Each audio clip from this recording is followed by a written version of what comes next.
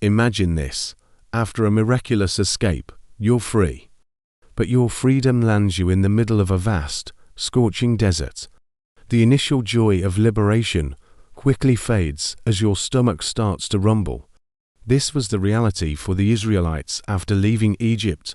Hope turned to despair, and they cried out to their leaders, Moses and Aaron, "Did you bring us out here just to starve? We'd rather be slaves with full bellies than free and hungry." Moses, caught between a frustrated people and the silent sky, turned to God, and God, in his immense compassion, answered.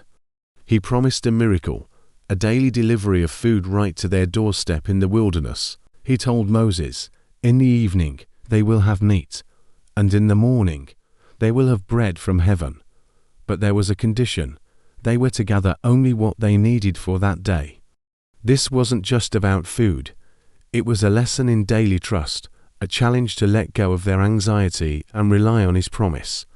And just as the sun began to set that very day, the promise took flight. The sky darkened, not with clouds, but with a massive flock of quail. They descended upon the camp, so numerous and tired from their journey that the people could simply walk out and gather them. The air, once filled with complaints, now buzzed with astonishment and the sizzle of cooking meat. It was an immediate, tangible sign. God heard them. He hadn't abandoned them in the desolate landscape.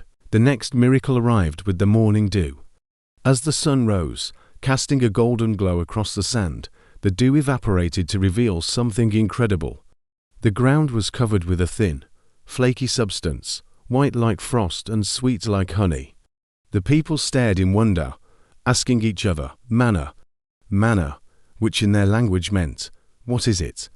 Moses explained, "This is the bread the Lord has given you." They had never seen anything like it. Each family gathered what they needed, and they learned quickly. If they tried to hoard it, to save some for the next day out of fear, it would spoil. This daily bread was a physical reminder to live in the present and trust for tomorrow. The only exception was the day before the Sabbath, when God provided a double portion so they could rest. Day after day, this became their new normal.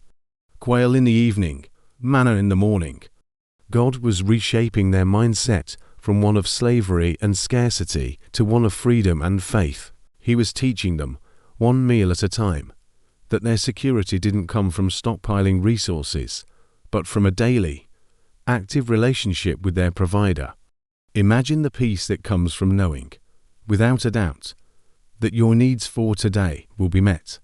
To ensure this incredible story of provision would never be forgotten, Moses was instructed to do something special. He took a jar, filled it with manna, and placed it within the Ark of the Covenant. It would serve as a permanent, physical testimony for all future generations. It was a symbol of God's faithfulness, a piece of the miracle preserved through time, saying, "Remember this. Remember how God fed our ancestors in a place where there was nothing. He made a way when there was no way." It's a powerful reminder that even when we face our own wilderness, times of uncertainty, financial strain, or emotional emptiness, we are not alone. It teaches us to seek our provision one day at a time, to find contentment in the enough we are given for today. True security isn't found in a packed pantry or a bulging bank account, but in trusting the one whose faithfulness never runs out. He is the ultimate source of our daily bread.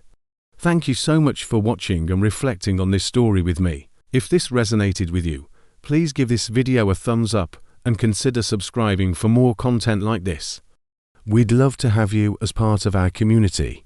See you in the next video.